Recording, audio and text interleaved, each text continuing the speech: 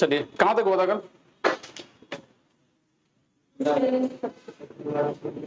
Secular हुआ था ना?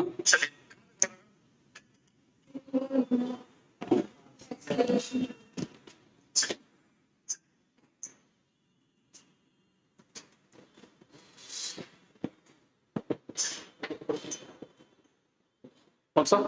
अच्छा क्वेश्चन लिखे हो? हाँ चलिए लिखे, देखा जाएगा। ठीक है,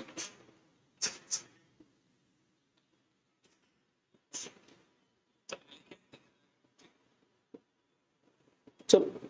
सो लास्ट क्लास हमने देखा था कि वी आर डूइंग आइडियोलॉजीज, है ना? तो आइडियोलॉजीज में हमने सोवरेन, दूसरा socialist, secular, democratic and Republic. ठीक है, यही तो था। सोवरेन हमने समझा था कि इंडिया सोवरेन कंट्री होगा, बोथ कौन कौन सा, इंटरनल और एक्सटर्नल, दोनों तरह से हम लोग क्या होंगे, फ्री होंगे। ठीक है। सोशलिस्ट में हमने बोला था कि वेलफेयर स्टेट बनाएंगे। ठीक है, वेलफेयर स्टेट। ठीक है, अच्छा ध्यान रखना, ये सोशलिस्ट फीचर्स को फुलफिल करने के लिए ही हमारे जो कॉन्स्टिट्यूशन के अंदर में डीपीएसपी को डाला गया था, directive principle of state policy. So DPSP जो है हम लोग पढ़ेंगे क्या होता है वो। तो वेलफेयर स्टेट को बनाने के लिए ही क्या बनाया गया था, डीपीएसपी डाला गया था, ताकि स्टेट क्या होगा, वेलफेयर होगा, तो लोगों के लिए, डेवलपमेंट के लिए, लोगों का जो मतलब ग्रोथ के लिए ये हेल्प करेगा ये। ठीक है। सेकुलर में ऑब्वियस सी बात है, we provided what, we follow the Indian secularisms, Indian secularisms, और बेसिकली इंडियन सेकुलरिज्म में हम लोग क्या बोलते हैं, ये पॉजिटिव सेकुलरिज्म है। It is positive, positive secularisms. ठीक है, क्लियर है ये वाला पॉइंट। और नेक्स्ट आता है डेमोक्रेटिक। तो तीनों में तो कोई डाउट नहीं है। ठीक है, चलो। हाँ, सेकुलर निकाल, अच्छा काम करें, लिख लीजिए पहले सेकुलर का मतलब क्या होता है।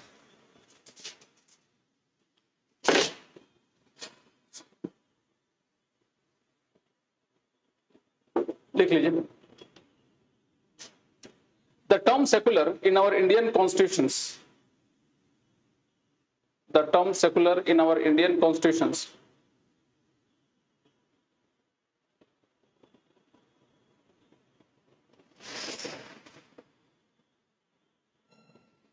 has its unique concept, has its unique concept,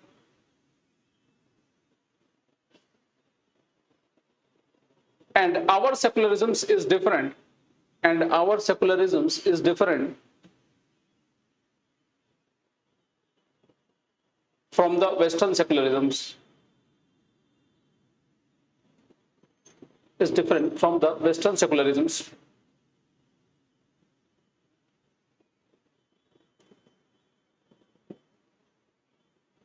Full stop. In Western secularisms, in Western secularisms,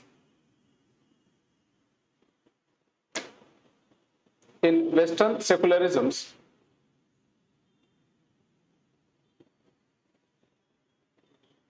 there is negative neutrality, there is negative neutrality towards the religion, there is negative neutrality towards the religion,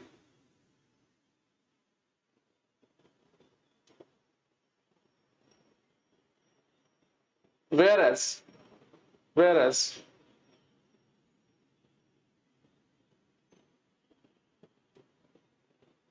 Indian secularisms, whereas Indian secularisms deals with the, whereas Indian secularisms deals with the positive support, deals with the positive support, whereas Indian secularism deals with the positive supports towards each and every religion, towards each and every religion.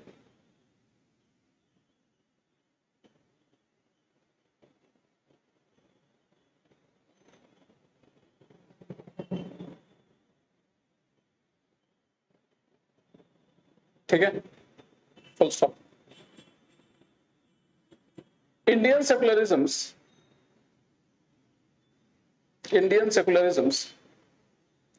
supports each and every religion.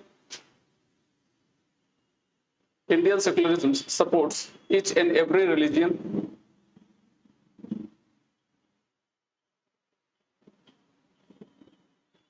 and our state, yeah, India does not have, yeah, however India, our state card, however India does not have any religion as state religion, does not have any religion as state religion.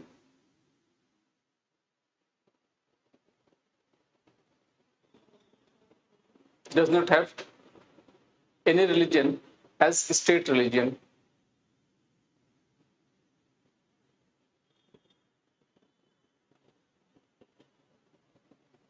ठीक है, full stop. The term secularisms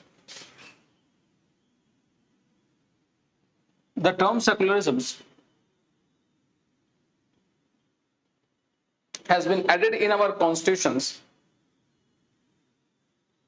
The term secularisms has been added in our constitutions by 42nd Constitutional Amendment Act. By 42nd Constitutional Amendment Act.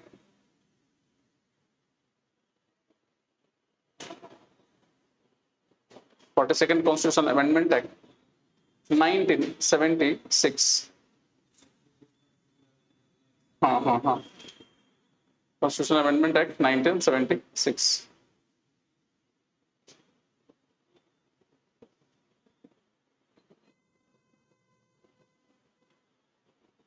ठीक है, full stop. समझ में आया point? That is the आपका secular features of our constitutions. Next, democracy. क्या है democracy? People's rule. So obvious सी बात है, हमने डेमोक्रेसी को एक्सेप्ट किया rather than any other religion. ठीक है, लिख लीजिए. In our constitutions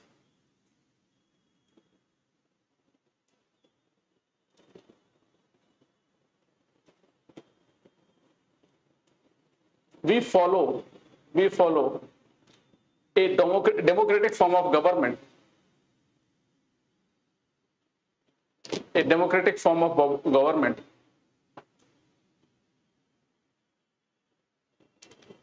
which is based on the principle, democratic form of government which is based on the principle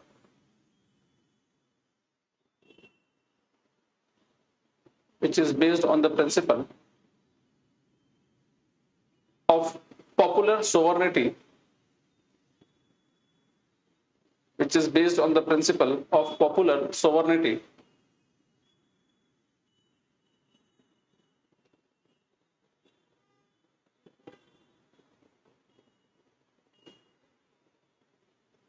that is possession of supreme power, that is possession of supreme power possessions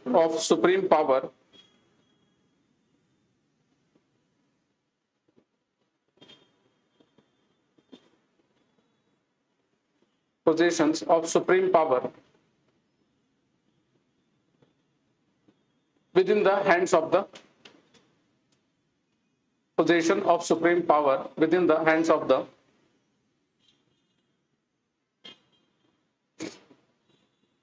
people, within the hands of the people. ठीक है, we follow the कैसा हम लोग का democracy है? Direct. हम लोग direct democracy follow करते हैं। यस हम लोग कौन सा फॉलो करते हैं? Representative democracy. रिप्रेजेंटेटिव डेमोक्रेसी माने इनडायरेक्ट डेमोक्रेसी। पार्लियामेंट्री फॉर्म होता है ना हमारा, तो हमारा इनडायरेक्ट फॉर्म ऑफ डेमोक्रेसी होती है। लिख लो, we follow indirect form of democracy. We follow indirect form of democracy or representative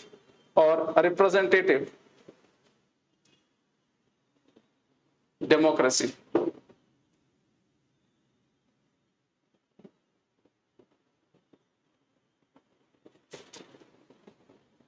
Or representative form of democracy.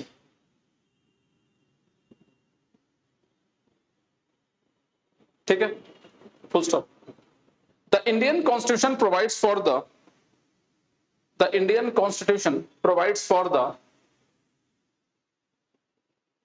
parliamentary form of government. The Indian Constitution provides for the parliamentary form of government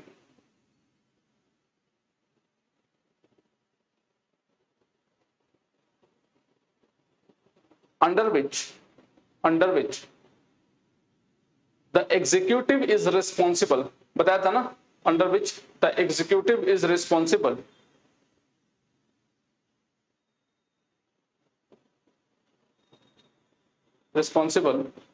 to the legislature. Under which the executive is responsible to the legislature. तो मतलब जो executive होता है वो किसके प्रति responsible होता है? लेजिस्लेचर के प्रति। तो दे हाँ कौन सा?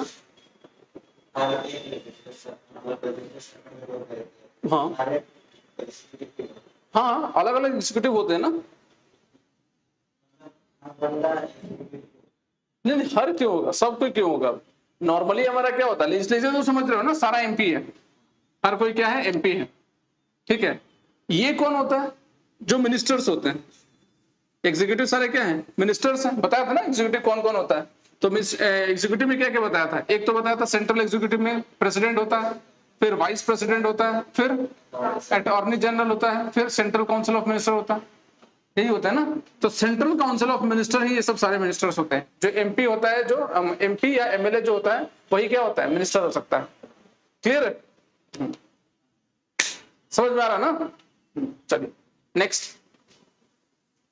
Indian democracy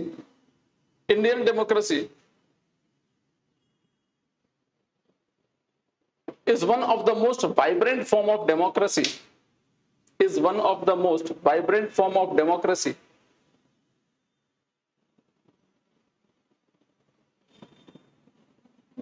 Is one of the most vibrant form of democracy.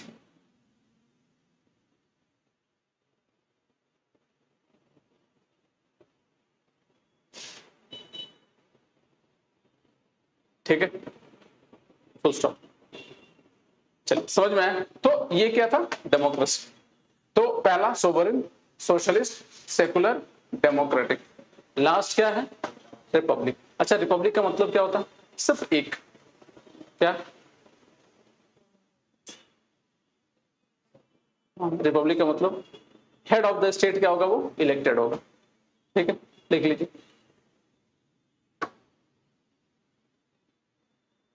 The term republic in our constitution, in our preamble, the term republic in our preamble signifies, the term republic in our preamble signifies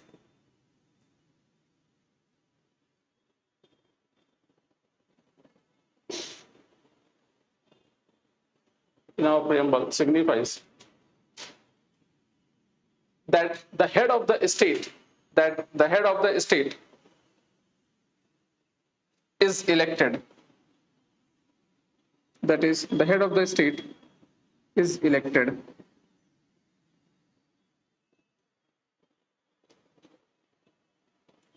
Head of the state is elected.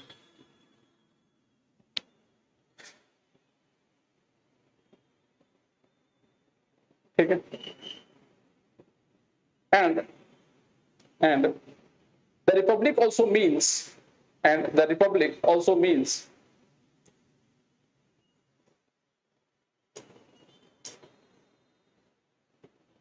that every individuals, every citizen of India, that the every citizen of India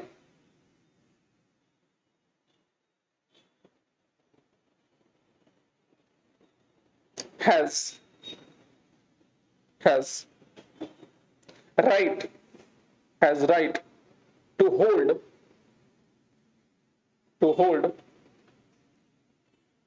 the highest positions, has right to hold the highest position in our country.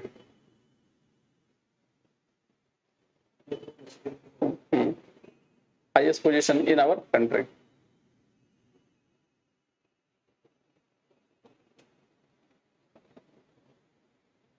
ठीक है, clear है। Next, तो ये क्या था आपका कुछ ideologies थी, sovereign, socialist, secular, democratic and Republic. Clear. चलिए नेक्स्ट, कोई डाउट तो नहीं है यहां पर? नेक्स्ट,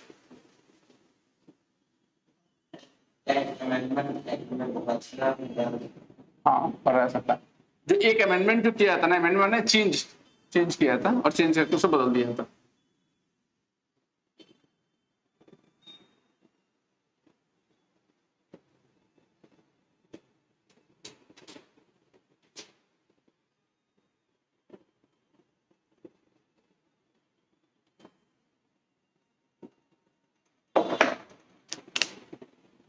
ठीक है, नाउ ऑब्जेक्टिव्स। ऑब्जेक्टिव्स क्या है? Justice, liberty, equality and fraternity.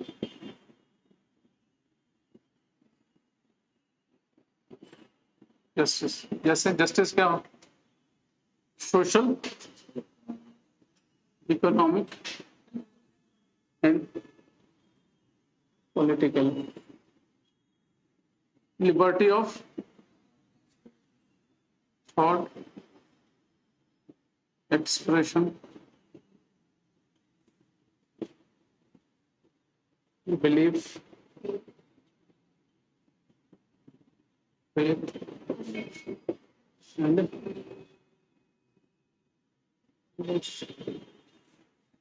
equality of status and opportunity. Fraternity, to promote dignity of the individual, dignity of individual and unity and integrity among the nations। लिख लो इसको जरा फटाफट।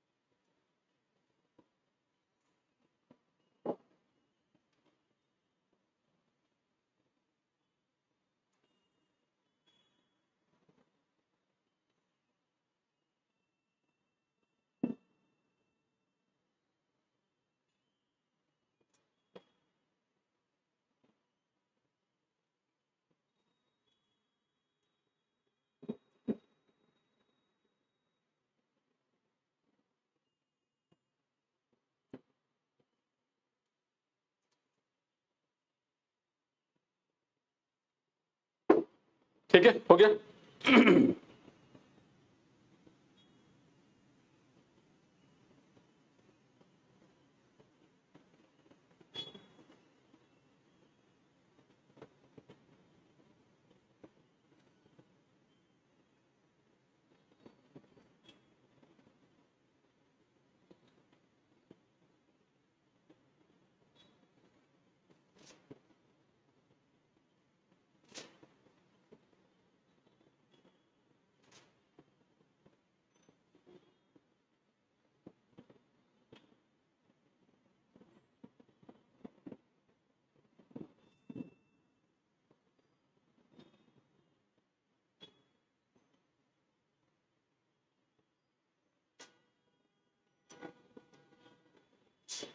ठीक है, देखिए, अच्छा, ये जो पॉइंट लिखवाया हमने कि justice, liberty, equality and fraternity, एक बार यूपीपीसीएस में एक एग्जाम में एक क्वेश्चन आया था, वो लगभग ऐसे ही कुछ दिया हुआ था और आप नंबर कुछ दिया हुआ था, जैसे कि जस्टिस,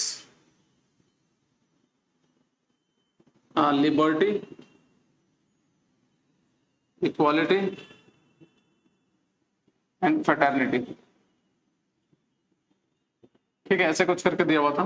और यहाँ पर ए में दिया हुआ था 3 5 2 3 और 3 5 2 3, और बी में दिया हुआ था 5 3 2 3, सी में 3 3 5 2 एंड डी में 2 3 5 3। हाँ, यूनिटी अलग, इंटीग्रिटी अलग, ठीक है। अच्छा, ये समझ में आया क्वेश्चन क्या लिखा हुआ था?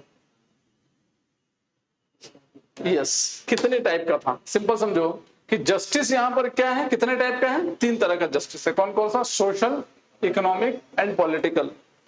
लिबर्टी क्या है? Liberty of thought, expression, belief, faith and worship. Equality कितना है? 2 तरीके का, status and opportunity. And fraternity जो है, to promote dignity of individuals and unity and integrity. तो ये 3 तरीके का है, समझ में आया? तो यही वो तरीका, मतलब टाइप्स बता रहा था, पूछ रहा था कितना क्या है, तो ठीक है, थोड़ा ऐसे इसको भी ऐसे भी ध्यान रखें। तो सबसे पहला आते हैं हम लोग जस्टिस के ऊपर में, ठीक है। चलो, क्या होता है न्याय?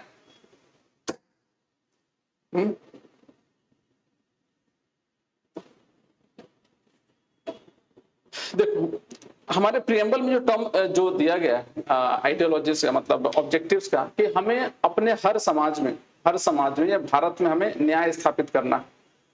न्याय कौन सा? इस न्याय मतलब जस्टिस कितने टाइप तरीके का? जस्टिस 3 तरीके का जस्टिस। कौन कौन सा? जस्टिस सबसे पहला सोशल जस्टिस। सोशल जस्टिस माने समाज में किसी भी तरह का डिफरेंशिएशन नहीं करेंगे, जो एक को मिलेगा वही फैसिलिटीज दूसरे को भी मिलना चाहिए। किसी में भेदभाव हम लोग नहीं करेंगे, डिस्क्रिमिनेशन नहीं करेंगे और सोसाइटी के बेसिस पर। जस्टिस माने ही इक्वालिटी होता है, ध्यान रखना आप लोग। तो यहां पर न्याय जो मिल रहा है वो न्याय किस फॉर्म में है? आपका जस्टिस होगा वो सोशल जस्टिस होगा। सोशल जस्टिस माने 2 तरीके के, किसी भी तरह के न्याय में किसी तरह का डिफरेंशिएशन या डिस्क्रिमिनेशन नहीं होना चाहिए। सोसाइटी में सोशल जस्टिस मिलना जरूरी है, तभी समाज में इक्वालिटी आएगा। क्लियर? तो न्याय, सबसे पहला न्याय कैसा? सामाजिक न्याय जिसको हम लोग बोलते हैं। दूसरा जो आएगा इकोनॉमिक जस्टिस। इकोनॉमिक जस्टिस माने पैसे या मॉनेटरी बेसिस पर किसी को डिस्क्रिमिनेशन नहीं करेंगे। हर किसी के पास अधिकार होना चाहिए कि वो पैसे कमा सके, पैसे अर्न कर सके। और पैसे के डिस्क्रिमिनेशन पे अगर हम लोग डिस्क्रिमिनेशन कर रहे हैं, तो it is against the social, against the economic justice. हर किसी को अपने जीवनी जीने का अधिकार होना चाहिए, हर किसी को अर्न करने का अधिकार होना चाहिए। प्लस किसी भी तरह का मॉनेटरी बेसिस पर किसी को डिस्क्रिमिनेशन हम लोग नहीं करेंगे। ये अमीर आदमी है तो इसको ये करेंगे, ये गरीब है तो ऐसा होगा। It should not be done. हाँ, एक भी नहीं मानता है। अच्छा, तो ये ऑब्जेक्टिव्स है ना, अभी टारगेट है, ये अचीव करना है हमको। अभी अचीव हुआ है कि नहीं वो अलग बात है, but this is going to achieve. But government at least इस फॉर्म में नहीं डिस्क्रिमिनेशन करेगा। ऐसा नहीं होता ना कि मतलब कोर्ट में जाओगे तो अच्छा अमीर आदमी है तो आप अलग खड़ा रहो, गरीब आदमी है तो अलग खड़ा रहो, ऐसा तो नहीं है। सबको एक ही जगह खड़ा कराता है, समझ में? एंड लास्ट बोला है पॉलिटिकल जस्टिस। राजनीतिक न्याय उसका बोला जाता है जहां पर पॉलिटिकली हर किसी को अधिकार होना चाहिए वोट लेने और वोट देने का। लेने का भी आप इलेक्शन में खड़े हो सकते हो, इलेक्शन में खड़े हो सकते हो, आप किसी को वोट दे सकते हो, कोई आपको मना, किसी को आप कोई आपको मना नहीं करेगा कि आप वोट दीजिए या वोट क्यों खड़े हो।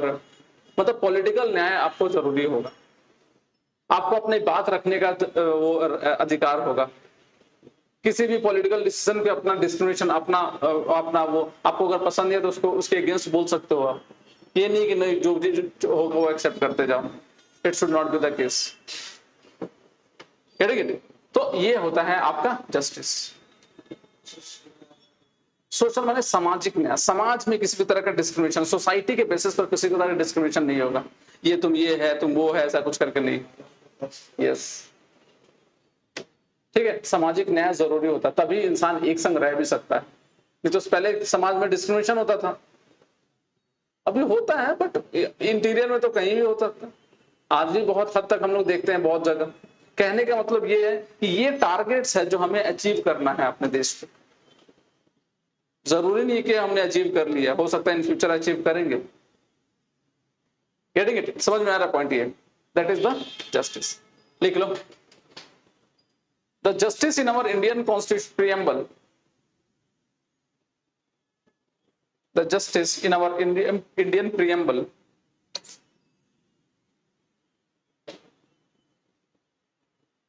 provides three different types, that is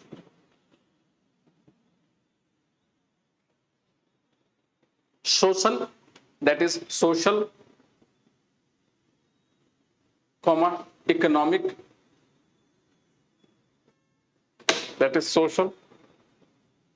economic, and political.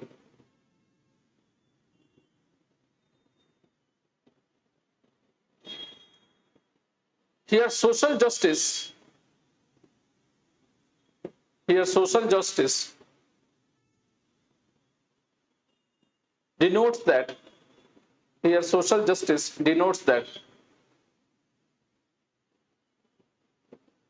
there should be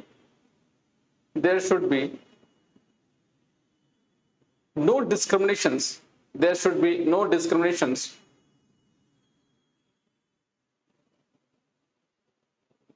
in the society,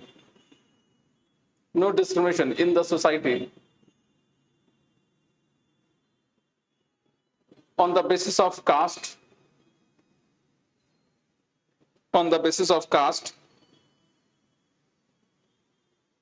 comma color,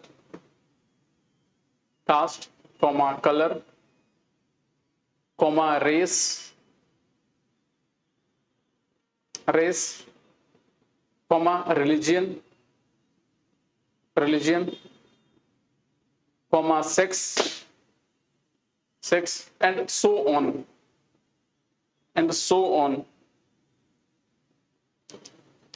It means there is absence of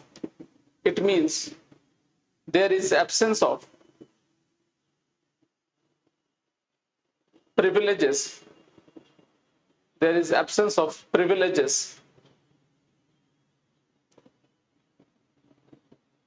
provided to any section of the citizen.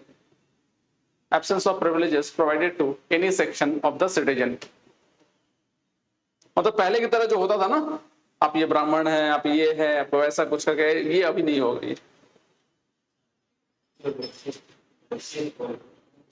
ये हाँ कौन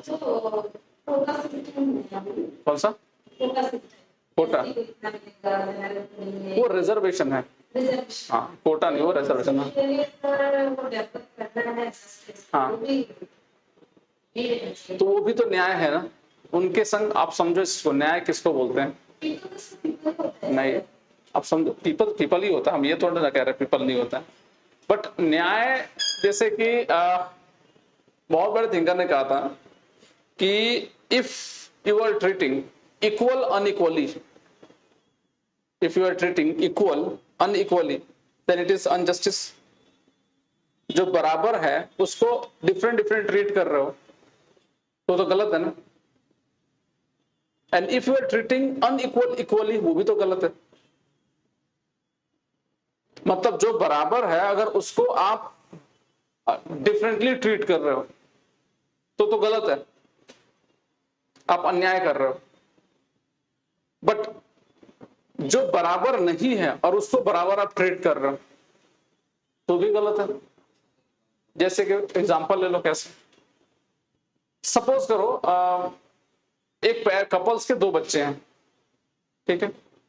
एक बच्चा athlete है और एक बच्चा पढ़ाई में पढ़ता है, पढ़ाई में ध्यान देता है, मतलब उसकी वो पढ़ाई में तेज है। और एक बच्चा एथलेटिक करता है या क्रिकेट वगैरह जो भी गेम खेलता है वो से। अब एथलीट वाला जो बच्चा है उसको उसकी डाइट ज्यादा है, वो ज्यादा खाएगा, उसके लिए अलग अलग चीजें लानी पड़ेगी। और जो पढ़ाई वाला बच्चा उसको कम देने से भी चलेगा, कोई दिक्कत नहीं है, मतलब उसके भी उसके हिसाब से मिलना चाहिए बट इतना नहीं जितना उसको दे। तो अगर कोई कपल्स पेरेंट्स अपने एथलीट वाले बच्चे को कम खिला रहा है या इक्वल खिला रहा है तो न्याय हुआ कि अन्याय हुआ? अन्याय हुआ ना। और अगर दोनों बराबर है, जैसे मान लो एक दो बच्चे हैं, एक लड़का और लड़की, दोनों स्कूल जाते हैं और एक को आप अच्छा खाना दे रहे हो, दूसरे को सही से नहीं दे रहे हो, दोनों बराबर है तो यहां भी अन्याय है। तो अगर समाज में कोई डिफरेंट कम है, छोटा है, सोशल स्टेटस के हिसाब से, रिसोर्सेस के हिसाब से छोटा है, तो देश का या स्टेट का या राज्य का ये जिम्मेदारी होता है कि जो अपने समाज के दबे कुचले लोग हैं उनको थोड़ा अपलिफ्ट करे, ऊपर तक लेकर आए। और इसी के लिए रिजर्वेशन रखा गया है। रिजर्वेशन गलत नहीं है, हाँ रिजर्वेशन का मिसयूज गलत है। हाँ मिसयूज होता है तो वो पॉलिटिकल प्रॉब्लम है ना, उसको आप देखो, पॉलिटिकली देखो, पॉलिटिकल प्रॉब्लम है। नेता लोग आके बोलता है हाँ आप हमको वोट दे दो आपको रिजर्वेशन दिला देंगे, ऐसा कुछ थोड़ी ना होना चाहिए। समाज में जो आपके अनइक्वल है, जो बराबर नहीं है, जो कमजोर है, और एक समाज में कुछ ऐसे लोग हैं जो संपन्न है, तो रिजर्वेशन इसलिए होता था कि ये जो डाउन ट्रोडन पर्सन है he should also come to this state and now they will be treated equally.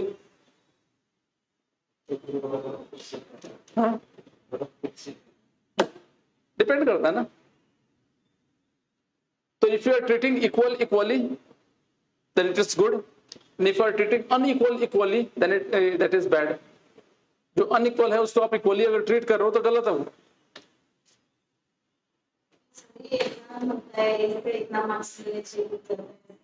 क्यों? क्योंकि उनके पास रिसोर्सेस कम है। आप बेसिक ले लो, नहीं आप बेसिक ले लो, जैसे कि आज भी हमारे SC ST कम्युनिटीज में लोग हैं जो बेसिक फैसिलिटीज उनको नहीं मिलती है। बेसिक चीज, पानी, बिजली, घर, तो उनको वहां वो सब चीज ना मिलके भी वो लोग वहां तक पहुंचे। तो स्टेट का भी फर्ज बनता है कि थोड़ा बहुत उनमें कमी हो जाए तो थोड़ा ठीक है, चलो कोई बात। मैं इसको सपोर्ट नहीं कर रहा हूं बट एटलीस्ट क्राइटेरिया क्या है, क्यों, उसके पीछे बेसिस क्या रखा गया है रिजर्वेशन का। और कॉन्स्टिट्यूशन में अगर लिखा गया तो गलत तो नहीं होगा, कुछ ना कुछ सोच के ही लिखा गया है, कुछ ना कुछ सोच के ही तो रखा होगा। और वो सोच यही है कि जो बराबर नहीं है उसको पहले बराबर तक लेकर आओ, देन उसको बराबरी तरह ट्रीट करो। नहीं तो फिर ये तो ऊपर ऊपर चलता जाएगा, ये बेचारा ऐसे मरता जाएगा। अगर बोल दीजिएगा नहीं सब इक्वल है, अरे इक्वल है तो पहले से इक्वल रखना चाहिए था ना। जो इनको रिसोर्सेस मिला है वो उनको भी मिलना चाहिए था। समझ में? That is the main thing. तो कभी भी अगर इस तरह का रिजर्वेशन का मसला है तो डील विद दिस वन। इस तरह के सिचुएशंस को, इस तरह के डिबेट से आपको इसको डील करना है, क्योंकि we are going to get this questions. समझ में क्या लिखे लास्ट वाला?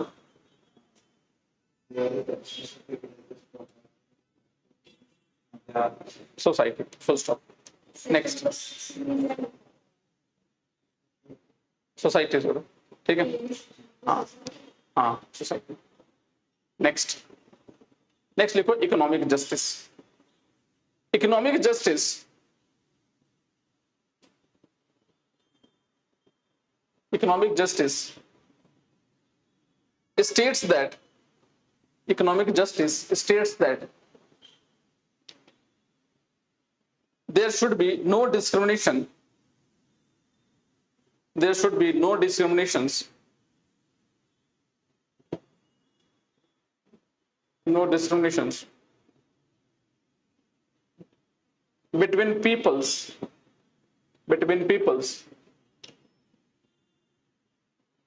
on the basis of economic factors,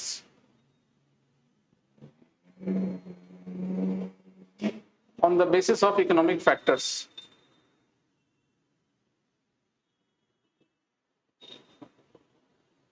and the state should try, and the state should try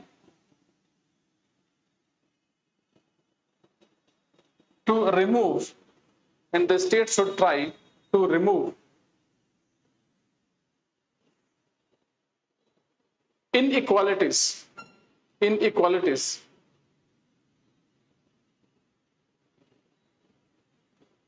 wealth, comma economy, in wealth, comma economy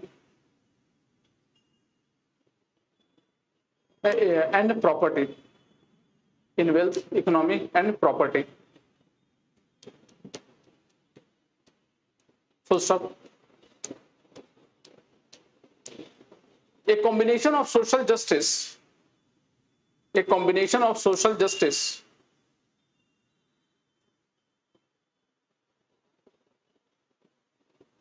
and economic justice, a combination of social justice and economic justice means distributive justice,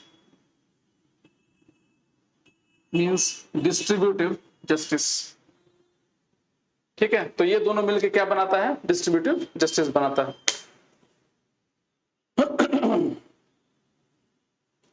next, political justice states that, political justice states that all citizens should have equal political rights, all citizens should have equal political rights, comma equal access to all political offices, equal political rights, comma equal access to all political offices, equal access to all political offices and equal voice in the government, and equal voice in the government।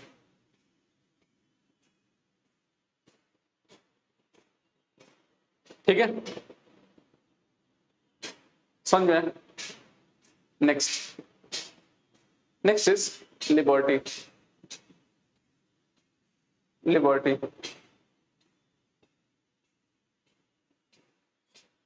देख लो। अच्छा, क्या है liberty का मतलब? किस तरह का liberty है? Liberty of thought, expression, belief, faith and worship. ये 5 तरह की लिबर्टी के बारे में ये बोलता है। ठीक है, 5 तरह की लिबर्टी। कौन कौन सा liberty? This liberty basically provides liberty of thought, expression, belief, faith and worship. What do you mean by thought? अच्छा, व्हाट लिबर्टी का मतलब क्या होता है? फ्रीडम। तो फ्रीडम ही लिखना चाहिए था, इसमें लिबर्टी क्यों लिखा?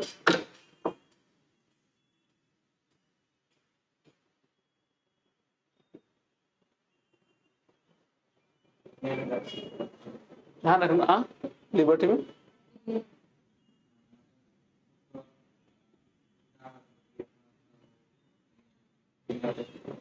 ध्यान रखना, लिबर्टी का मतलब होता है आंतरिक आजादी, free from any type of restrictions. Freedom क्या होता है? फ्रीडम पॉलिटिकल होता है, लिबर्टी क्या होता है? इंटरनल होता है। एनी टाइप ऑफ रेस्ट्रिक्शंस, ठीक है। खैर हम लिबर्टी और आएंगे, पढ़ेंगे जब डिटेल में। यहां पर लिबर्टी कितने तरीके का? लिबर्टी ऑफ थॉट, थॉट माने सोचने की आजादी, थॉट प्रोसेस, आप कुछ भी सोच सकते हो, कोई दिक्कत नहीं है, क्या जो भी आपके थॉट प्रोसेस होंगे कोई प्रॉब्लम नहीं है, आप आराम से सोचिए। हाँ किसका? अच्छा अभी यहाँ पर एंटी नेशनल कुछ बोला नहीं है, पहले बोला है हाँ रेस्ट्रिक्शंस तो आएगा, बट यहाँ पर कुछ रेस्ट्रिक्शंस नहीं दिया है प्रियम्बल में। रेस्ट्रिक्शन ऑब्वियस सी बात है, कोई भी चीज मतलब आपकी आजादी वहीं तक होनी चाहिए जहां तक मेरा नाक शुरू नहीं होता, मतलब मेरी आजादी वहीं तक होना चाहिए ना जहां तक आपका नाक शुरू नहीं होता। किसी एक थिंकर ने कहा था कि अपना हाथ आप जहां चाहो घुमा सकते हो, बट आप हाथ वहां तक नहीं घुमा सकते जहां तक किसी का नाक आता हो।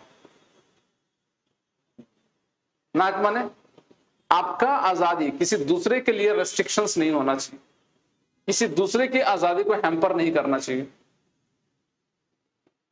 मतलब आपका जो आजादी है वो आजादी ठीक है आपके पास होना चाहिए, बट वो आजादी किसी दूसरे की आजादी को हैम्पर ना करे या किसी दूसरे के फ्रीडम को हैम्पर नहीं करे। अगर आप किसी दूसरे के फ्रीडम को हैम्पर करता है तो it means you are violating his freedom. If you are violating his freedom, फिर आपकी फ्रीडम कैसे रेस्ट्रिक्टेड रहेगी, मतलब आपकी फ्रीडम कैसे प्रोटेक्टेड रहेगी? समझ में आ रहा है ना? तो यहां पर प्रोविजन बड़ा साफ है, क्या बोलता है कि लिबर्टी ऑफ थॉट, सोचने की आजादी होनी चाहिए।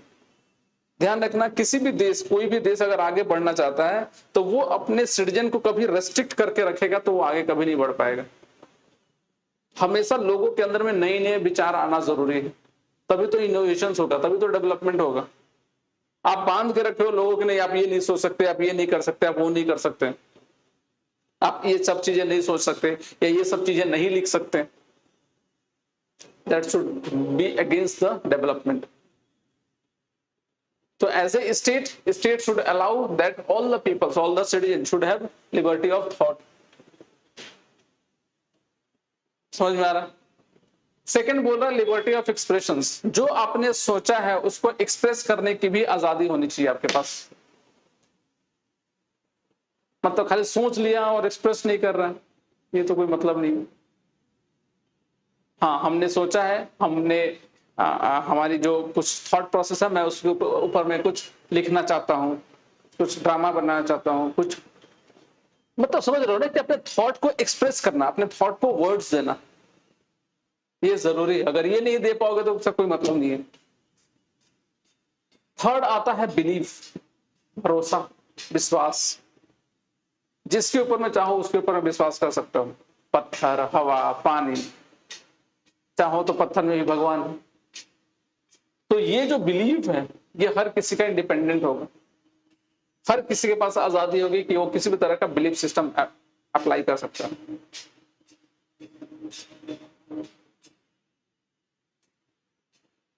नेक्स्ट आता है फेथ। फेथ माने लगभग रिलीजन से ही लिंक करता है, ये दोनों रिलीजन से ही आता है। जिस चीज को मानते हो, बिलीफ माने हम मान रहे हैं कि इसमें अंदर भगवान है, उनकी चीजों को, बताई गई चीजों को उसको यूज करना, इसको अपने लाइफ में यूज करना या लाइफ में फॉलो करना, दैट इज फेथ। जैसे टीका लगाना, टोपी लगाना, दाढ़ी बढ़ाना, कृपाण रखना, ये सब फेथ का है। हाँ थॉट से आता है। और फेथ जो आप कर्म कार्य करते हैं, यस। हर किसी का फेथ अलग होना चाहिए, हमारा फेथ इसमें है। मैं समझता हूँ कि टीका लगाता हूं तो मैं तुम्हारा काम सही होगा या ऐसा कुछ करके, तो दिस इज द फेथ। उसके संग आता है आपका वर्शिप, पूजा करने के अधिकार, पूजा करने के आजादी। कोई हमको मना नहीं करेगा कि आप ये करिए ये नहीं करिए। समझ में आ रहा?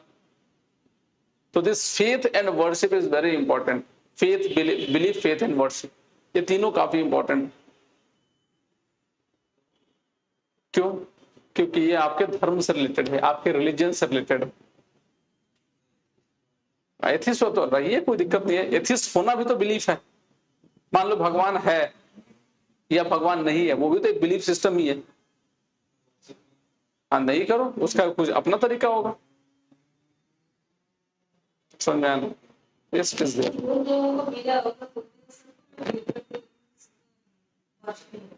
ठीक है, वो भी होता है, क्या दिक्कत है?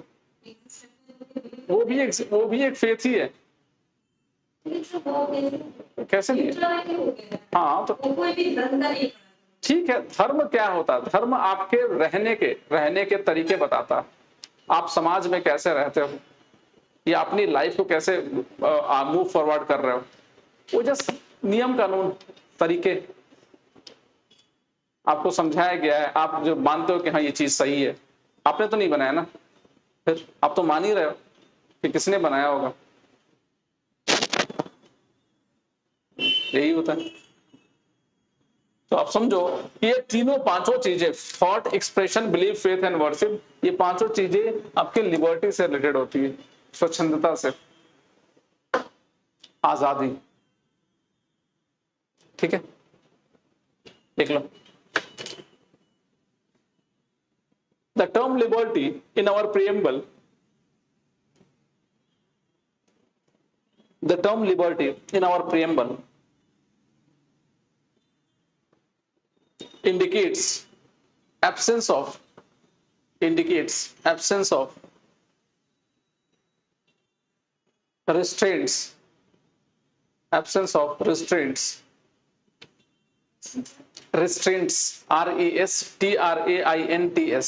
of restraints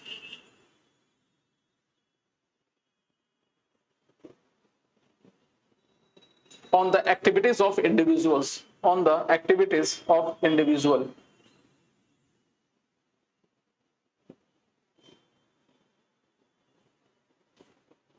On the activities of individual, and at the same time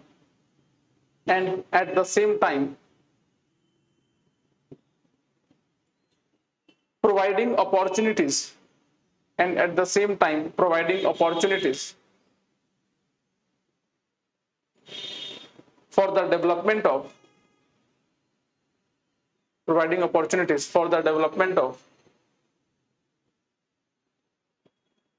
individual, for the development of individual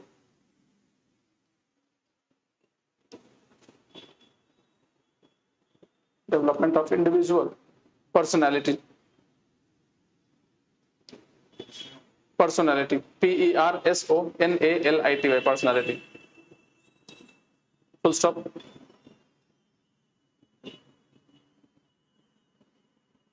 The preamble provides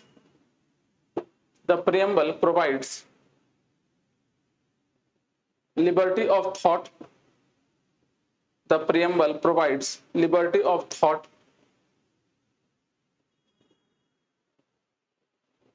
expression, liberty of thought, expression,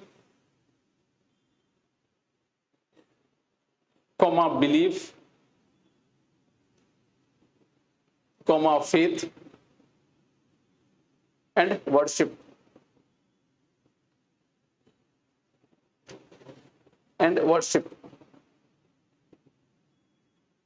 ठीक है, जैसे चाहो वैसे लिख सकते। ठीक है, अच्छा, इक्वालिटी जो है ना आपका कंसेप्ट, जैसे कि लिबर्टी, जो ये कहां से लिया गया था? Liberty, equality, fraternity.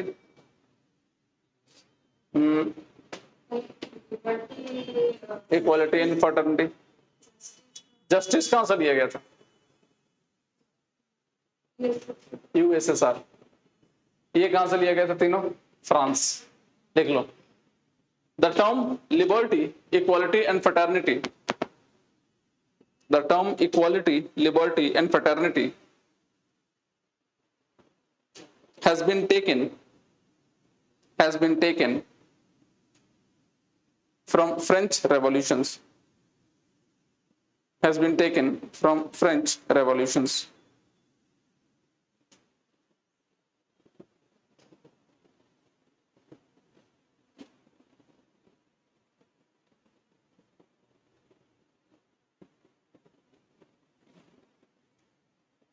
ठीक है, चलो नेक्स्ट आता है इक्वालिटी। कैसे इक्वालिटी? सब लोगों के बीच में बराबरी होना चाहिए। बराबरी किस चीज का? Equality of status and opportunity. ठीक है, लिख लीजिए। मतलब हर कोई क्या होना चाहिए? बराबर होना चाहिए और सबके पास समान रूप से अधिकार मिलना चाहिए। क्लियर है? लिख लो, the term equality, the term equality means, the term equality means the absence of special privileges, means the absence of special privileges to any section of the society, means the absence of special privileges to any section of the society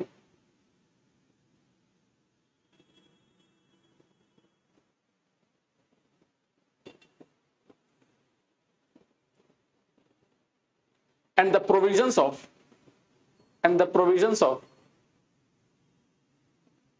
adequate opportunities, and the provisions of adequate opportunities for all individual,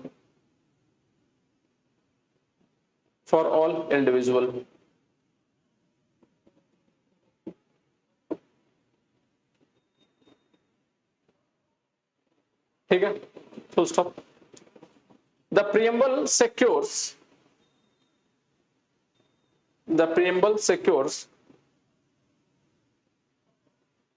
to all citizen, the preamble secures to all citizen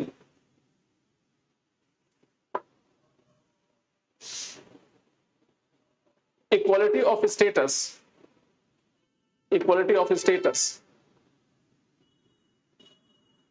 and opportunity,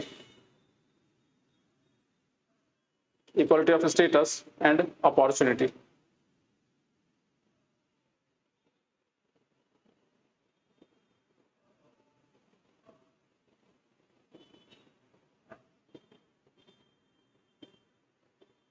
ठीक है, clear है? चलिए, last term क्या है? Fraternity.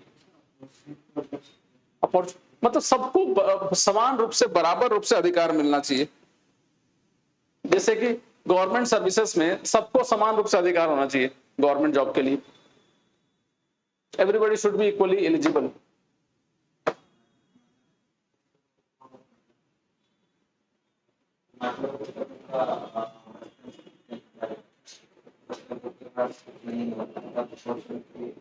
किसको?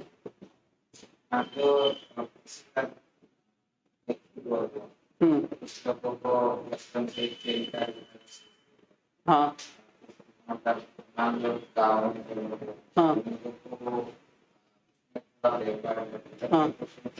हाँ, क्यों नहीं सेम है? सपोज करो फॉर एग्जांपल आप आर्मी में ज्वाइन करना चाहते हो, आप इसे मना तो नहीं करेंगे, आप ज्वाइन करो, आप मत करो, तो सबके पास बराबर अधिकार है, इक्वल अपॉर्चुनिटीज है। अपॉर्चुनिटीज में किसी तरह का डिस्क्रिमिनेशन नहीं होना चाहिए। हाँ, रिक्वायरमेंट अलग अलग हो सकती है। हाँ भाई, आप आर्ट्स पढ़ोगे तो जितने आर्ट्स पढ़े वाले होने चाहिए, हो सकता है उनका अलग से हो। साइंस, अगर एयरफोर्स में जाना है तो आपको साइंस आना पड़ेगा, ऐसा करके। तो वो तो बेसिक रिक्वायरमेंट हो, तो होना ही चाहिए। समझ में है ना? तो गवर्नमेंट के जो भी अपॉर्चुनिटी, मतलब इस देश में जो भी अपॉर्चुनिटीज है कुछ भी चीज के लिए, सबको समान रूप से अधिकार मिलना चाहिए। समझ में है ना? दैट इसी के बारे में बोल रहा। नेक्स्ट लास्ट देख लीजिए, फ्रेटर्निटी। फ्रेटर्निटी माने भाईचारा, भाईचारा लिख लीजिए। Fraternity means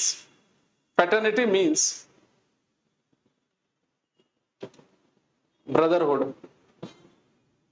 fraternity means brotherhood.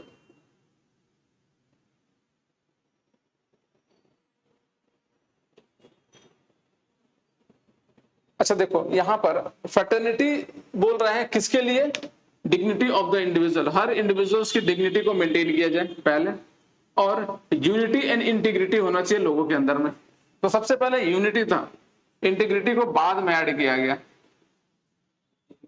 हाँ वही वही पूछने वाले थे। यूनिटी का मतलब एकता होता है, ठीक है, इंटीग्रिटी का भी मतलब तो वही होता है, अखंडता। तो फिर इसको जोड़ने का क्या मतलब था, ये भी जोड़ा गया था, बाद में लाया गया था ना integrity, 42nd constitutional amendment. Why, unity तो था ही, why to add integrity. Cooperations नहीं,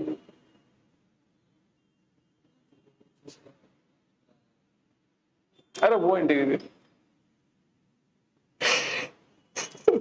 बोला, इंटीग्रिटी नहीं बोला, वो बोला ना परमुटेशन कॉम्बिनेशन वाला, परमुटेशन कॉम्बिनेशन वाला। हाँ इंटीग्रल, हाँ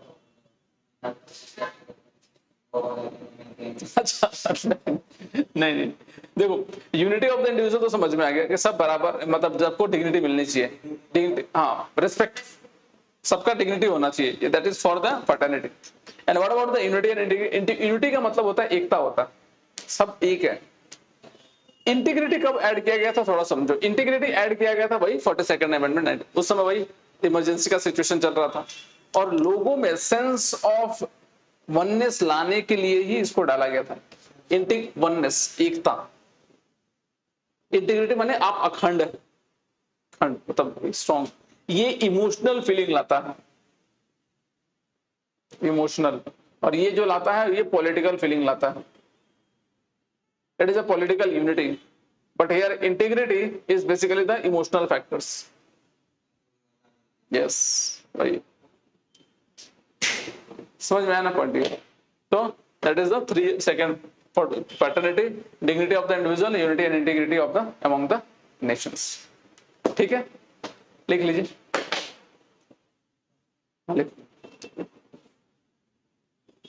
देखो fraternity means essence of brotherhood. Fraternity means, अरे भाई ऑनलाइन बच्चे समझ में आ रहा है ना आप लोग को, हाँ, fraternity means essence of brotherhood, full stop.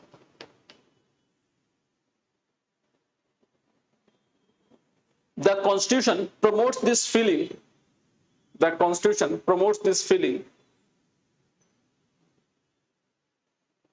of fraternity. The Constitution promotes this feeling of fraternity.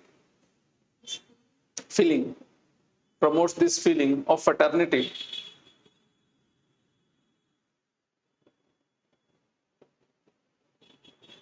to infuse a single system, to infuse a single system,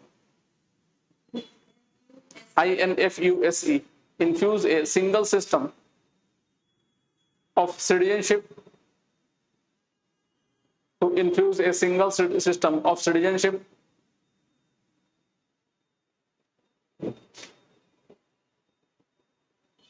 and it also indicates that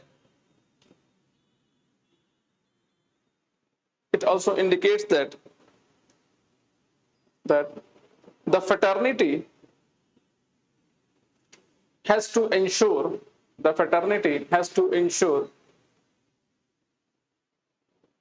dignity of the individual. The fraternity has to ensure dignity of the individual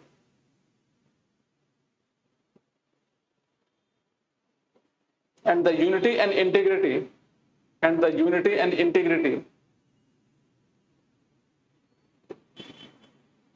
of the nation.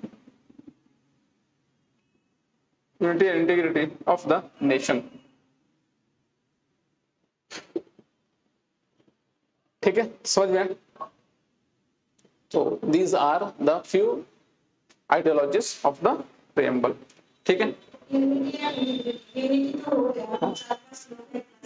United है। हाँ हाँ हाँ हाँ, integrity emotional bonding होती है, respect करना, हाँ thought क्या है, हाँ एक्सेप्ट करना, डिफरेंस जो आपका होता है ना, डिफरेंस ऑफ ओपिनियन है फिर भी उसको एक्सेप्ट कर, टॉलरेंस जिसको बोलते हैं, it all comes under here. सब हटा दिया है? अच्छा, कम होता जा रहा है? नहीं नहीं, कम नहीं होता जा रहा, ये सिर्फ कुछ लोगों के उसको मान के आप पूरे देश को नहीं समझ सकते ना। ठीक है, समझ में आ रहा है ना? तो दीज आर द मतलब objectives of the Indian preamble of Indian constitution. Clear है? एक बार देख लीजिए, कोई डाउट तो नहीं है? सारा एक बार देख लो। जो बच्चे ऑनलाइन है they can also go through, अगर कुछ डाउट है यू कैन आस्क अभी तक।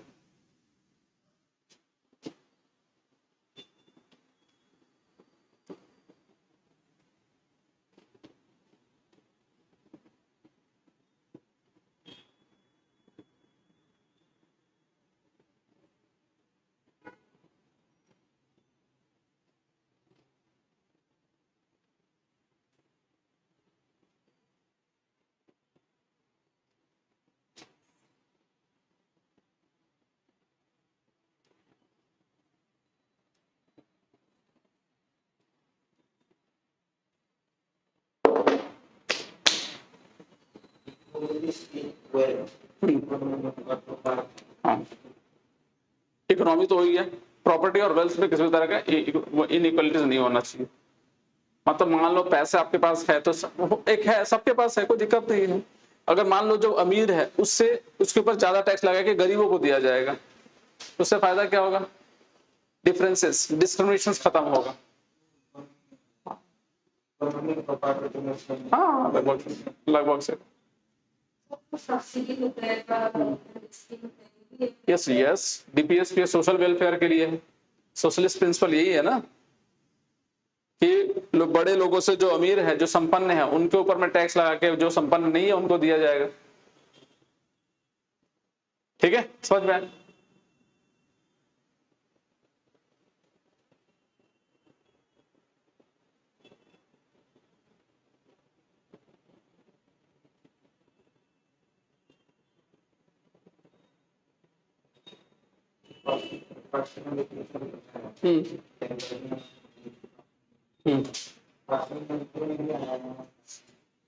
Yes yes, thought.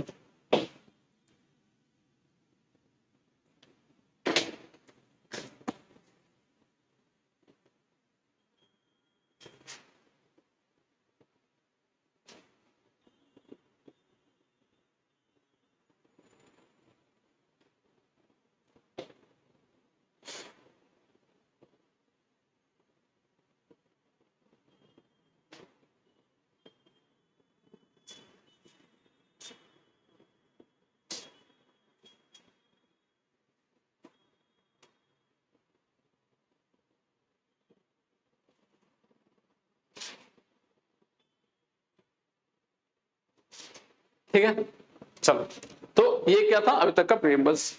Next last line क्या बोलता है? Our preamble indicates the date of adoption of our constitution. So preamble indicates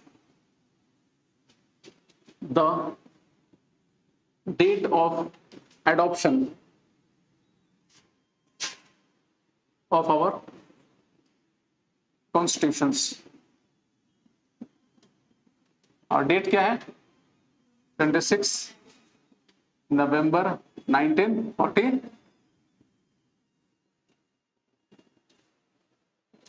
ये देखो, लास्ट लिख लो, the preamble of our Indian constitutions, the preamble of our Indian constitutions indicates the preamble of our Indian constitution indicates the date of adoption Date of adoption.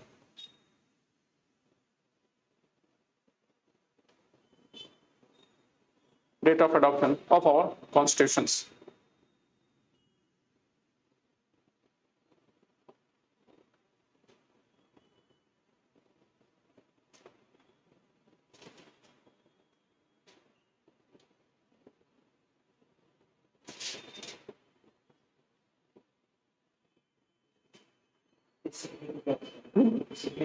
हाँ last minute.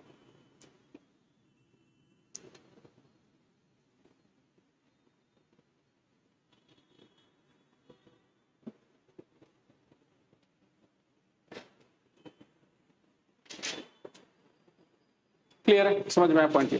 तो ये क्या है आपका, दिस आर द प्रीएम्बल्स. समझ में आया. अब थोड़ा समझते हैं इसके. ये तो जो लिखा हुआ है वो है.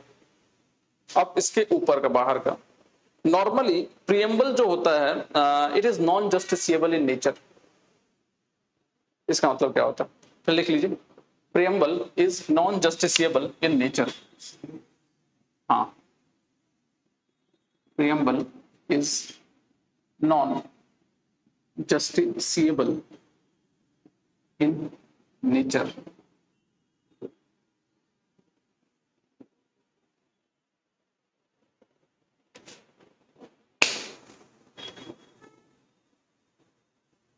समझिए इसके अब क्या बोल रहा है. प्रीएम्बल जो है वो नॉन जस्टिसिएबल नेचर का होता है. ठीक है, नॉन जस्टिसिएबल मतलब कि प्रीएम्बल इज ऑलमोस्ट अराउंड. जो प्रीएम्बल जो होता है इट बेसिकली अगर इसका कोई भी प्रोविजंस अगर आप कोर्ट में जाके जस्टिफाई नहीं कर सकते कि हाँ हमको ये नहीं मिला, प्रीएम्बल में ये लिखा हुआ है और हमें यहां पर इंप्लीमेंट नहीं हो रहा, that should not be given there. कहने का मतलब ये होता है प्रीएम्बल को आप जस्टिफाई नहीं कर सकते कोर्ट में. अगर मान लो गवर्नमेंट प्रीएम्बल की बातों को नहीं मानता है, गवर्नमेंट प्रीएम्बल की बातों को नहीं मानता है, तो the preamble can not be implemented और कोर्ट उसको इंप्लीमेंट नहीं करवा सकता कोर्ट में. यस, क्यों? अब बात तो अलग अलग आती है, बट आप अभी तक का जानो कि preamble is non justiciable in nature, neither it is non enforceable in nature. इसको इन्फोर्स भी नहीं कराया जा सकता. लिख लो. Preamble is non justiciable as well as non-enforceable. Preamble is non-justiciable as well as non-enforceable.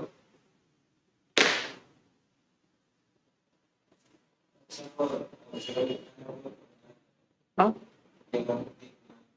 वो तो होना पड़ेगा, पर इसके पॉइंट पे जाके आप कोर्ट में नहीं जा सकते कि ये पॉइंट लिखा हमको नहीं कराया.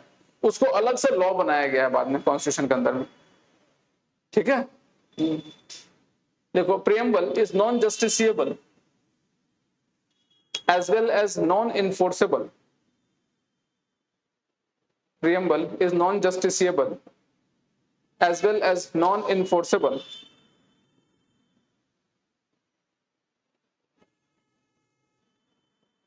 As well as non-enforceable.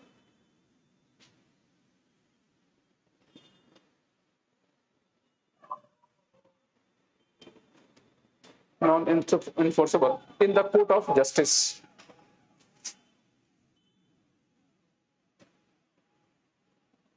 Non-enforceable in the court of justice.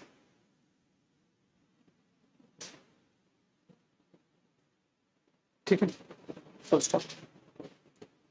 And in the case of conflict between other provisions of the constitutions, and in the case of conflict between other provisions of the constitutions,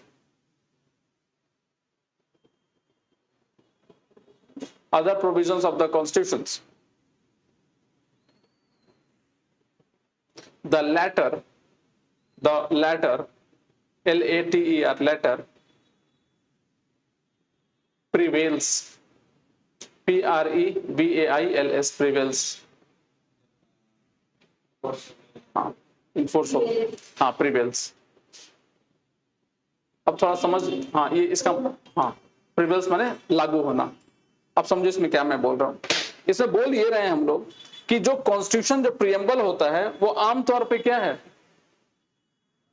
आमतौर पे non justiciable है। Non justiciable का मतलब ये होता है कि आप इसको कोर्ट में लागू नहीं करा सकते और कोर्ट में ये नहीं जाके बोल सकते कि भाई हमारा जो प्रियम्बल का जो प्रोविजन है गवर्नमेंट मान नहीं रहा है, हमको दे नहीं रहा है। यू कांट गो एंड से दिस वन,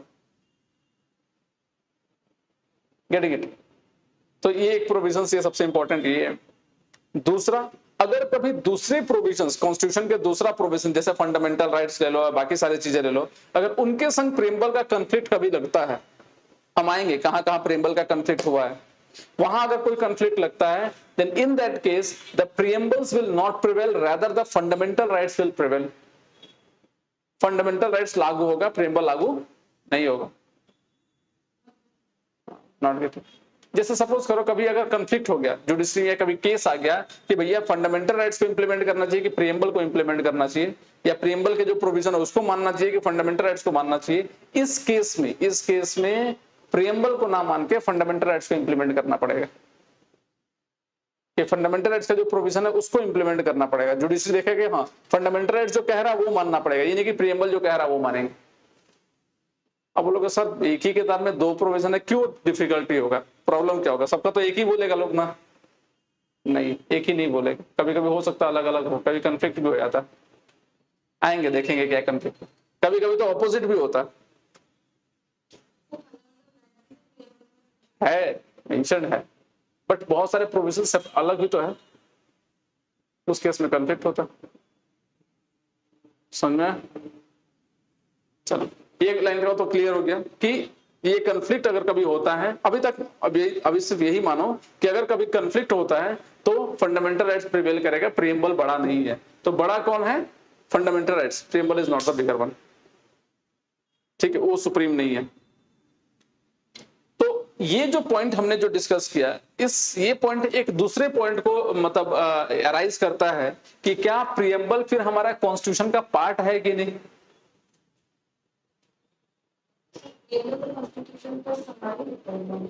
समरी माने इंट्रोडक्शन है, प्रीफेस है, तो it is a part of the constitution और नॉट?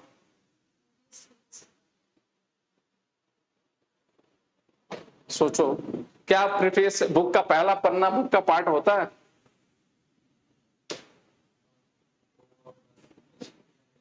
हाँ, तो डिस्क्रिप्शन रहता तो क्या वो पार्ट है उसका?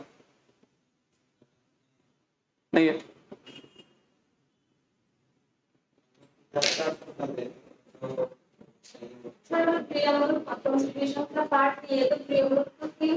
लिखा क्यों है, रखा क्यों है ना? यही केस सुप्रीम कोर्ट में गया था कि भाई is preamble A part of the constitution और नॉट। हेडिंग डालो, is preamble A part of the constitution और नॉट।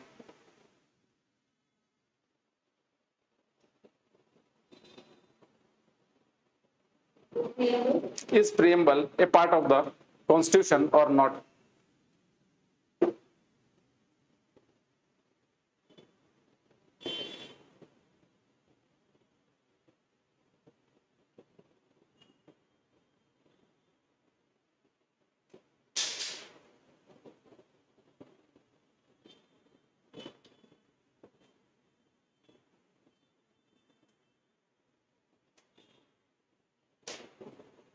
देखो एक केस आया था, केस था Berubari versus Union of India, और ये 1960 में आया था। Berubari versus Union of India, case का क्या नाम था?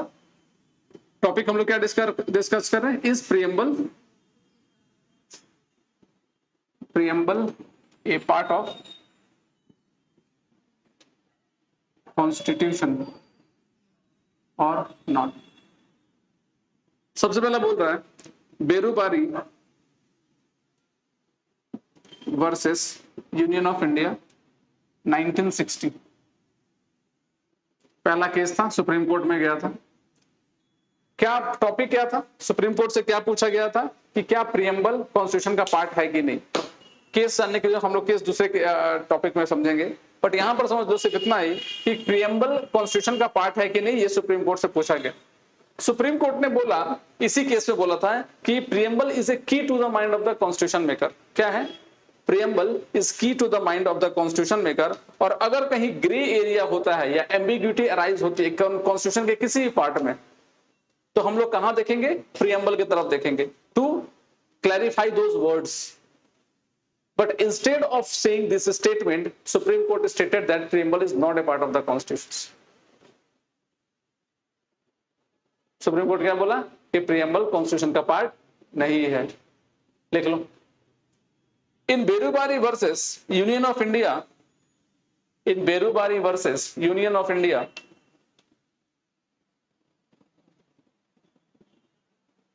Case 1960, in Berubari versus Union of India case 1960,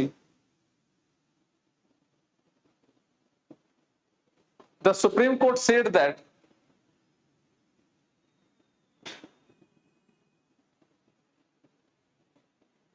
preamble is a key to the mind. The Supreme Court said that preamble is a key to the mind of the constitution maker, key to the mind of the constitution maker,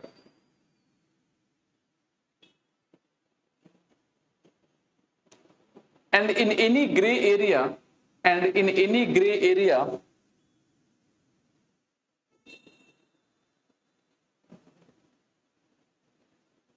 where the constitutions are not clear, and in any gray area where the constitutions are not clear,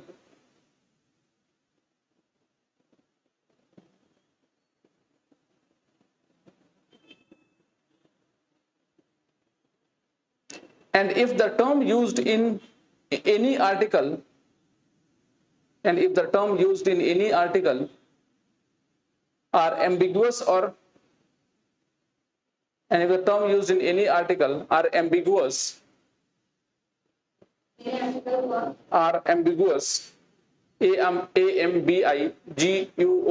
ambiguous,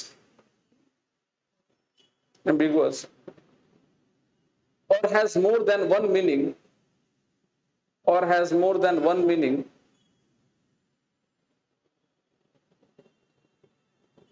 then the judiciary can look towards the judiciary can look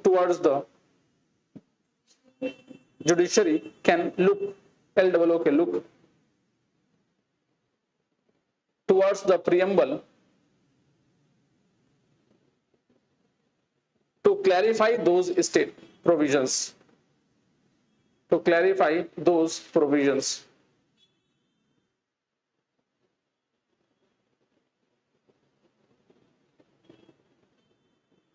ठीक है, full stop.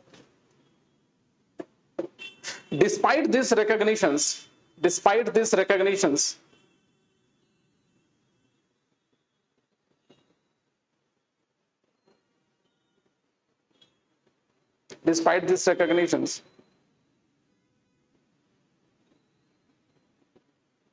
of the significance of the preamble,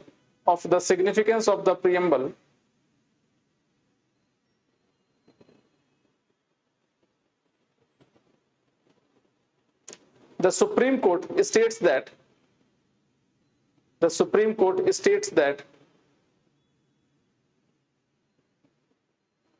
preamble is not a part of the Constitution. The Supreme Court states that preamble is not a part of the Constitution.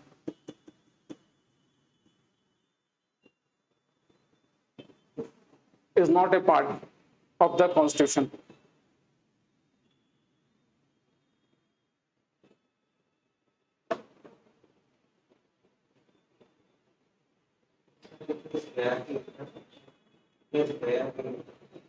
वो जमीन को लेके हुआ था, provisions दे दिया गया था बेरोबारी, इंडियन गवर्नमेंट ने दे दिया था। आएंगे हम लोग, पढ़ेंगे इसको, पढ़ेंगे डीपीएसपी में जब आएंगे ना फंडामेंटल राइट्स में, तो डिटेल में जाएंगे हम लोग। अभी स्कोप उतना नहीं है, आपको बहुत सारा चीज बताना पड़ेगा। देखो तो ये क्या था आपका, ये बेरोबारी का केस था जिसमें कहा कि प्रियम्बल क्या है, कॉन्स्टिट्यूशन का पार्ट नहीं है। बट ठीक 13 साल बाद सुप्रीम कोर्ट ने क्या बोला कि preamble is A part of the constitution. Case क्या था? केशवानंद भारती केस। केशवानंद भारती, ये हमारे कॉन्स्टिट्यूशन का सबसे इंपॉर्टेंट केस है। बहुत डिटेल में हम लोग जाएंगे, इसके सारे प्रोविजंस को टच किया था इस केस में। केस क्या था हम लोग समझेंगे, बट यहां आपके लिए सिर्फ इतना लिख लो। देखो, in Kesavananda Bharati case, in Kesavananda Bharati case, in Kesavananda Bharati versus state of Kerala लिखो। In Kesavananda Bharati versus state of Kerala,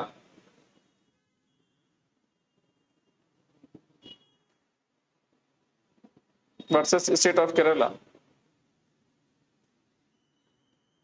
the supreme court reject versus state of Kerala, the Supreme Court 1973,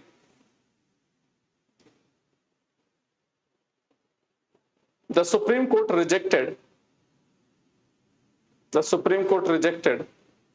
the earlier opinion, the Supreme Court rejected the earlier opinion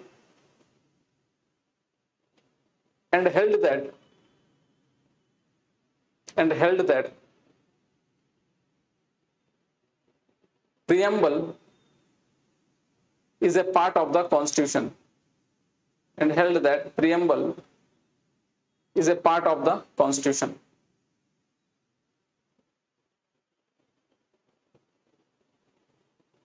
Is a part of the constitution.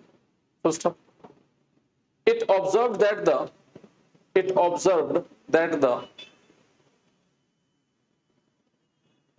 preamble is of extreme importance. It observed that the preamble is of extreme importance. It observed that the preamble is of extreme importance, and constitution should be read, and constitution should be read and interpreted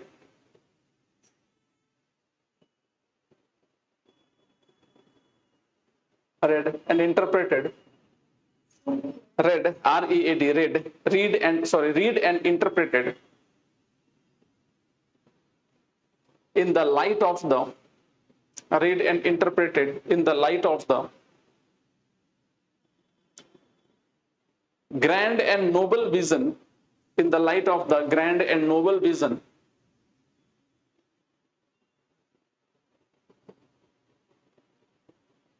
expressed in the preamble, grand and noble vision expressed in the preamble.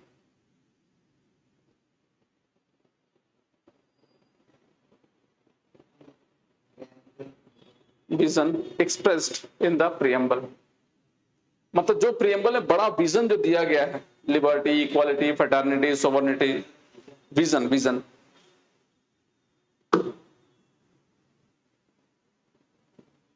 Express in the preamble. ठीक है, समझ में आया point? चलिए, good. However, it should also be noted that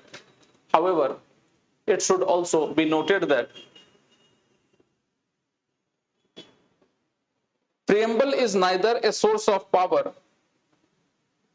However, it should be noted that preamble is neither the source of power, nor a prohibitions, source of power, nor a prohibition upon the power of the legislature, nor a prohibition upon the powers of legislature.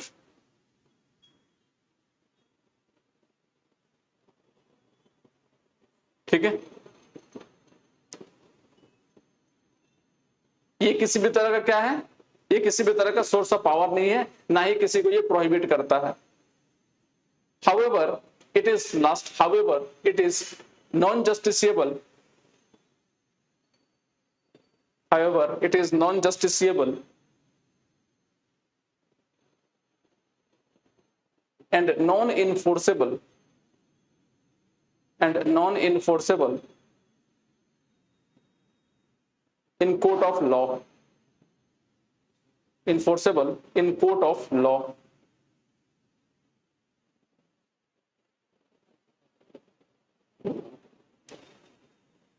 ठीक है, clear, समझ अपन। This is the provisions regarding, मतलब ये enforceable नहीं होता। हाँ या ये अभी लास्ट वाला केस में क्या बोला?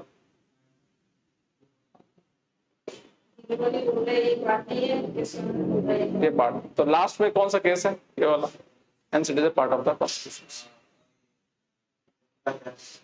जज कैसे सेम होगा? जज कोई भी हो सकता, अलग अलग जज थे सारे, सुप्रीम कोर्ट ही था सारा। ठीक है, समझ में आया? तो ये कुछ प्रोविजंस है आपके प्रीएम्बल का। तो प्रीएम्बल अभी तक हमें क्या समझना चाहिए? Preamble is basically A part of the constitution, it is non justiciable in nature. ये हमारे कॉन्स्टिट्यूशन का पार्ट है बट जस्टिसेबल नहीं है। It indicates the source of power of the constitution but itself it is not the source of power of the constitution. ठीक है, समझ में आया? क्या बात है, चलिए देख लीजिए एक बार, कोई डाउट तो नहीं है?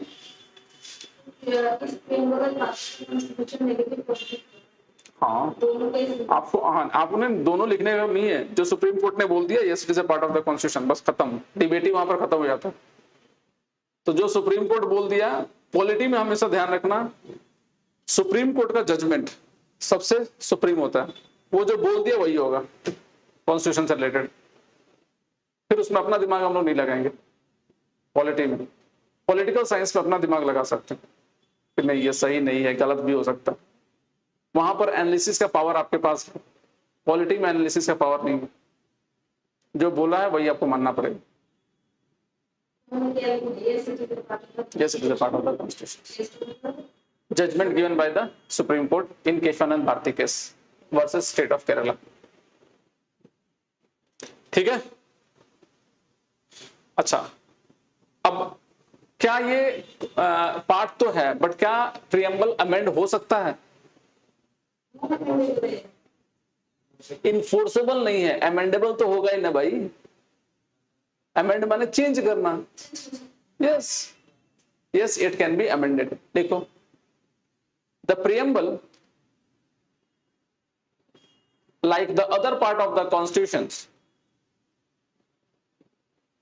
like the other part of the constitutions, it can be amended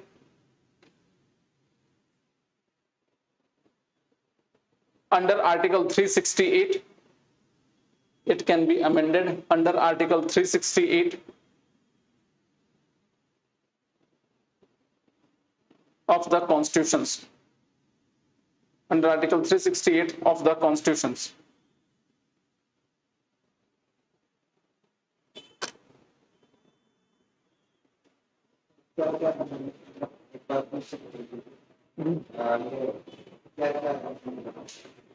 constitution, हाँ आप बताइए क्या क्या अमेंड हुआ था?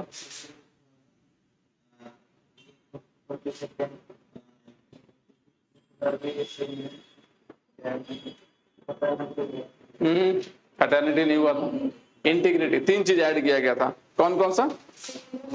Socialist, secular, integrity, SSI. ये याद रखना, बार बार भूल जाओगे आप लोग। हाँ एक बार अमेंड हुआ, एक ही बार अमेंड हुआ। हाँ प्रीएम्बल सिर्फ एक बार अमेंड हुआ, ध्यान रखना। हाँ कॉन्स्टिट्यूशन तो बहुत बार अमेंड हुआ, प्रीएम्बल सिर्फ एक बार अमेंड हुआ। देख लो क्या तक लिखा लास्ट वाला। हाँ, under article 368 of the constitutions.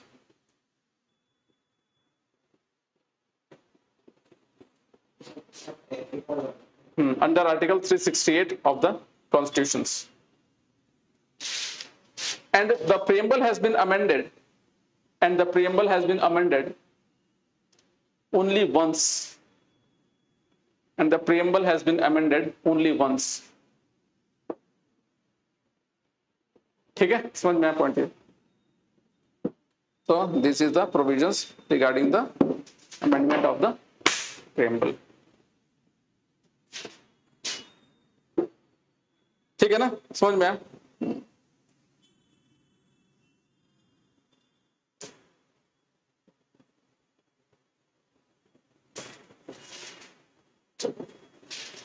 ठीक है, चलिए आज यहीं तक रहने देते हैं। ठीक है, Monday will start the article 1 से लेकर आर्टिकल 4, वो कॉन्स्टिट्यूशन फिर चालू होगा। एनी डाउट क्लियर जो बच्चे ऑनलाइन है?